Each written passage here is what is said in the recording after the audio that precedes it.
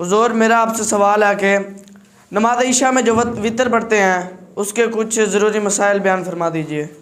نماز وطر یہ بڑی ہی اہم نماز ہے۔ نبی کریم صلی اللہ علیہ وسلم عشاء کی نماز کے ساتھ وطر ادا فرمایا کرتے تھے۔ تو وطر کی نماز کا شرعی اعتبار سے حکم یہ ہے کہ یہ نماز واجب ہے، اور اگر یہ نماز چھوٹ جائے تو جس طرح فرضوں کی قضا کی جائے گی اسی طرح وطر نماز کی بھی قضا لازم ہے۔ وطر کا وقت کیا ہے؟ عشاء کے فرض پڑھنے کے بعد صبح صادق تک، یعنی کہ فجر کا وقت شروع ہونے سے پہلے تک یہ سارا کا سارا وقت یہ وطر پڑھنے کا وقت ہے۔ لہٰذا اگر کسی شخص نے بھولے سے یا جان بوجھ کر اس نے فرضوں سے پہلے وطر ادا کر لیے تو وہ وطر اس کے نہیں ہوں گے، اس لیے کہ وطر کا وقت جو ہے وہ فرضوں کی ادائیگی، عشاء کے فرضوں کی ادائیگی کے بعد شروع ہوتا ہے۔ جو سو کر اٹھنے پر قادر ہے، یعنی اسے پتہ ہے کہ وہ تہجد میں جاگ سکتا ہے، تو اس کے لیے افضل یہ ہے کہ وہ تہجد کی نماز میں یہ اپنے وطر ادا کرے۔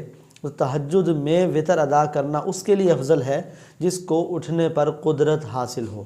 تو جسے پتہ ہے کہ میں سو کر نہیں اٹھ سکتا یا میں سستی کر جاتا ہوں تو وہ اول وقت کے اندر ہی یعنی عشاء کے فرضوں کے ساتھ ہی اپنا وطر پڑھ کر سوئے گا۔ اس کی 3 رکعتیں ہوتی ہیں۔ 3 رکعتوں میں جو 2 رکعتوں کے بعد اتحیات بیٹھتے ہیں، یہ قاعدہ اولیٰ بھی واجب ہے۔ صرف تشہد پڑھ کے یعنی اتحیات مکمل کر کے کھڑے ہو جائیں گے آگے۔ پہلی اتحیات میں مزید درود پاک نہیں شامل کیا جائے گا۔ تیسری رکعت میں قرات مکمل ہو چکنے کے بعد یعنی سورہ فاتحہ اور سورت ملانے یا 3 آیات پڑھنے کے بعد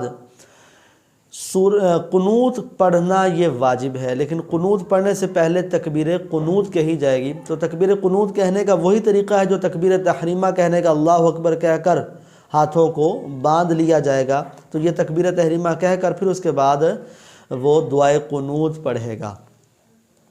دعائے قنوت پڑھنے کے بعد جو ہے وہ اگر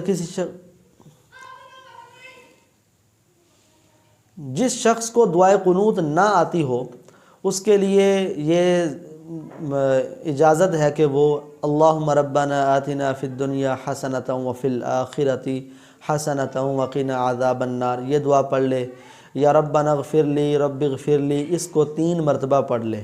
لیکن بہتر یہ ہے کہ دعائے قنوت اللہم انا نستعینک ونستغفرک ونؤمن بک ونتوکل علیک، یہ پوری دعائے قنوت یہ پڑھ لے۔